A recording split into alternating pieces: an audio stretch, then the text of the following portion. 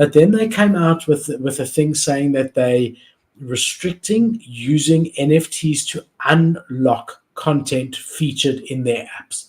Now there was a whole lot of misunderstanding in the crypto community that means that any NFT that actually can be used to unlock features within an app in the App Store is not allowed. And that's not the case.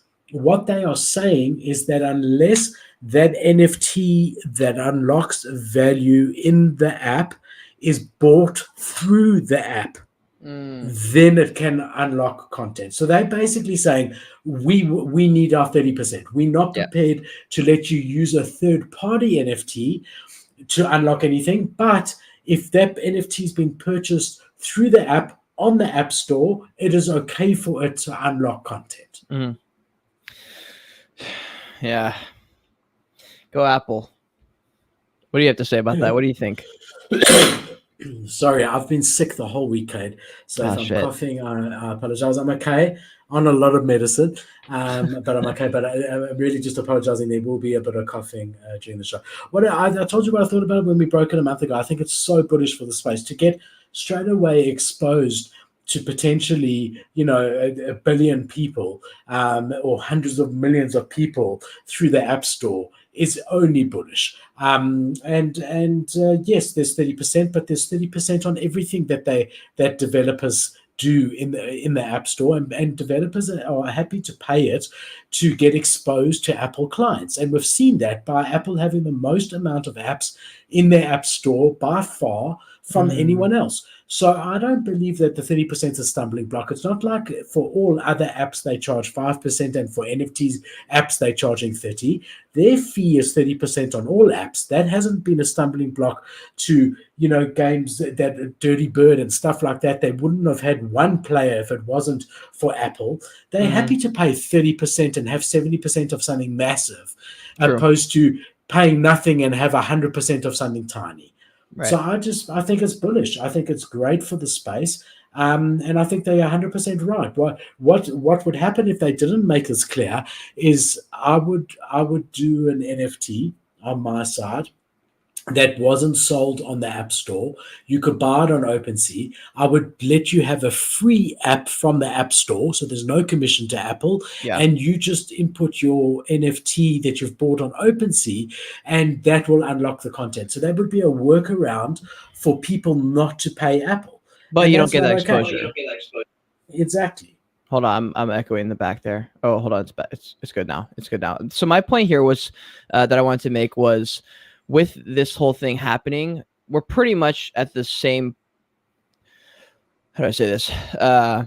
There's almost no difference between the Web3 world and Web2 world. If these are the things that are going to be driving everything, just the same big Web2 companies offering a platform for these new people now to do the same thing they've been doing to everybody else. It's like the whole thing with the music industry. The music industry Snoop was so excited because he was like, I'm going to bring NFT royalties to artists. Artists are going to have opportunities without having to sign big deals with massive companies. Are going to take a massive cut of what they're going to make over the next 10 years and all these things.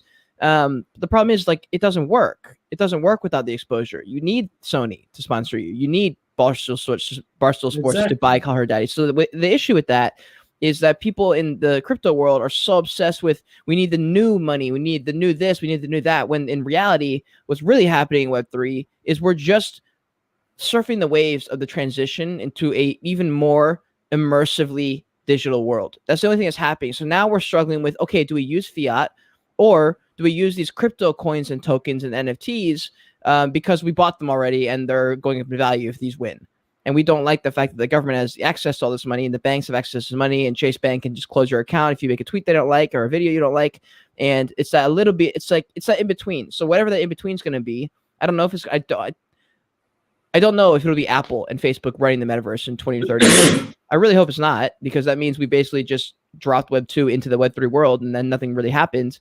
That's why I'm just trying to take advantage of the opportunities. I'm trying to grow in the space as a Web 3 person and set myself up in a way that's somewhat safe for me and stable for me. But a lot of the systems are in place because they work. And it's like, I had my eyes open when I read this book called .com Secrets, that all the best funnels and sales tactics are the same fucking tactics that have been running on infomercials for the past 50 years. And I'm like, They fucking work. That's why they're still being used. They literally all still work, and there's no difference. There's no reason to make a new wheel when the other one is literally not only good, it's great and it works. And it's like, fuck, it's a well-oiled machine, and we're trying to like stick a like a wrench in it for some reason because there's an opportunity for us, like a little thing. So I don't know. It's hard to kind of put that into words, but. No, I completely get it. I really do. And I think you expressed it very well.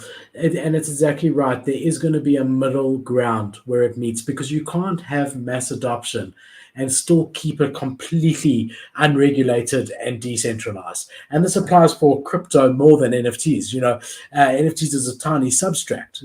On the crypto side of things, there's got to be a middle ground. And we even seen that with Ethereum at the moment because, a lot of the mining now with proof of stake is happening through centralized places.